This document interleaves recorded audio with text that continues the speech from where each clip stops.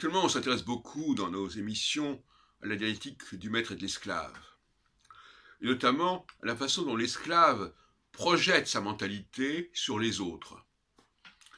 Alors, hier, nous avons discuté de cela au Café Philo McDo à propos des questions. L'esclave pose des questions et il considère qu'il est normal d'y répondre.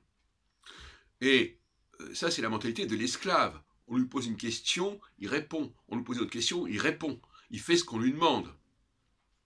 La question, c'est une demande. Je te pose une question, je te demande. Bon. Et on a vu plusieurs personnes du groupe avoir cette mentalité. Pourquoi vous ne répondez pas à ma question? Et je lui ai répondu que le maître n'a pas à répondre aux questions. C'est lui qui pose des questions, c'est lui qui donne des ordres, il ne répond pas aux questions. Hein, vous savez, le type, alors voilà, c'est un peu comme un type qui danse sur une musique, tac, tac, tac, on fait un truc, ça y est, il réagit comme ça. Bon, le maître, il n'est pas là pour réagir aux stimuli qui sont apportés par X ou Y. Voilà, je te pose une question, tu réponds, je fais ce geste, je fais cette musique, tu fais ceci. Je dis ceci, tu fais cela. Bon, donc c'est déjà complètement fou. Mais alors ce qui est intéressant, et c'est là l'objet de ma nouvelle vidéo, c'est de voir comment l'esclave fantasme sur le maître. Parce que, contrairement à ce qu'on pourrait croire,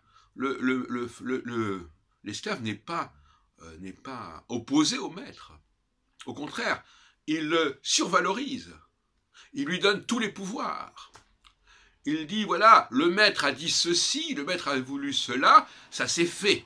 Donc il utilise le maître pour expliquer ce qui se passe dans le monde. Et alors, ils ne se rendent pas compte de cela, mais c'est assez amusant. Donc finalement, le maître est le moteur, mais c'est l'esclave qui l'imagine, attention. Hein, pour l'instant, on parle du fantasme de l'esclave, on ne parle pas de la réalité. Parce que la réalité, justement, c'est pas parce que quelqu'un va dire quelque chose et qu'il veut quelque chose ou qu'il souhaite quelque chose que ça va se réaliser automatiquement. Mais pour l'esclave, du moment que, par exemple, Jacques Attali a dit quelque chose sur Macron et que Macron est élu, forcément, c'est Jacques Attali qui fait élire Macron. Voilà ce genre d'aberration comme ça. Ou c'est pas parce que Hitler a écrit ceci ou ci dans Mein Kampf que puisque ça s'est fait, c'est qu'il a fait ce qu'il voulait et que ça ne pouvait pas se faire autrement. Donc il y a une sorte de... Les esclaves ont besoin d'un maître tout-puissant, omniscient, omnipotent, parce que ça fait partie de leur système. Donc ça montre bien qu'ils sont programmés pour intégrer l'image du maître, le rôle du maître, et ça n'est pas de l'ordre de la culture. Hein, on en a parlé aussi. C'est vraiment une programmation héréditaire. Hein. C'est une mentalité qui est comme ça comment dirais-je, dans les gènes en quelque sorte, n'est-ce pas? Donc il faut étudier comment l'esclave imagine le maître, fantasme sur le maître. Par exemple, certaines personnes de notre groupe considèrent que le maître, forcément, doit être riche. Ça fait partie de sa mythologie, il doit être riche. S'il n'est pas riche, il n'est pas capable d'être le maître. C'est encore une aberration totale. On sait très bien que c'est pas dans le domaine politique, intellectuel, scientifique, artistique, c'est pas les plus riches, c'est pas ça qui détermine la puissance de quelqu'un. Même si dans certains cas, on peut, par exemple dans le cas de Trump, on sait qu'il est très riche, mais ça n'a pas été une condition absolue. Et dans bien des cas, les hommes politiques ne sont pas riches autant que dans d'autres domaines. Donc finalement, là aussi, il y a tout un imaginaire qui dépend aussi de la société dans laquelle l'esclave vit. Dans certaines sociétés, effectivement, les codes qui déterminent qui est le maître ne sont pas les mêmes que les codes qui déterminent qui est le maître dans une autre société. Donc quand quelqu'un arrive d'une société A dans une société B, il n'a pas les critères qui permettent de comprendre qu'est-ce qui fait que quelqu'un est le maître dans cette société B, parce que lui, il voit les choses du point de vue de la société A. Donc là aussi, il est évident qu'il y a des contresens qui se commettent en permanence. Donc, pour nous résumer, c'est ce qui me paraît très important, nous avons dans notre propre structure mentale une représentation sociale que nous plaquons sur la réalité. Donc, le virtuel intérieur se projette sur la réalité et on voit les choses à travers ce virtuel.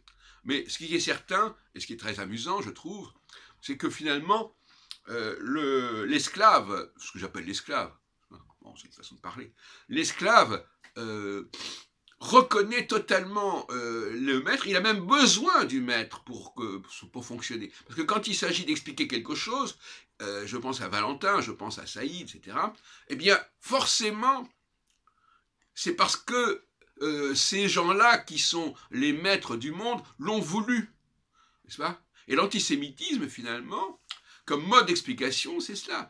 Les juifs étant les maîtres, eh bien, ce qui se passe dans le monde, c'est forcément le fait de ces maîtres.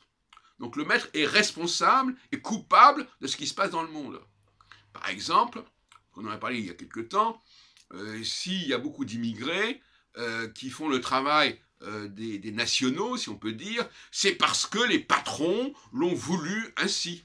C'est pas parce que les nationaux ne veulent pas faire certains travaux, ce qui serait le point de vue des esclaves. Non, ce sont les maîtres qui ont décidé qu'il en était ainsi, ce sont les maîtres qui ont déterminé les sommes qu'il fallait attribuer à ces activités, et qui font que les nationaux n'ont pas envie parce que c'est pas assez bien payé, etc. Donc finalement, il y a toujours cette façon de dire, voilà, c'est pas notre faute, nous on aurait pu le faire, mais on nous donne pas les conditions pour le faire. Ou encore, bon, alors les femmes, par exemple, qui vont dire, nous, on serait tout à fait capable de le faire, mais on nous met dans la tête des trucs, nos parents, nos maîtres nous mettent des trucs dans la tête, et par conséquent, on ne le fait pas. Ce sont toujours les maîtres qui sont coupables des échecs des esclaves.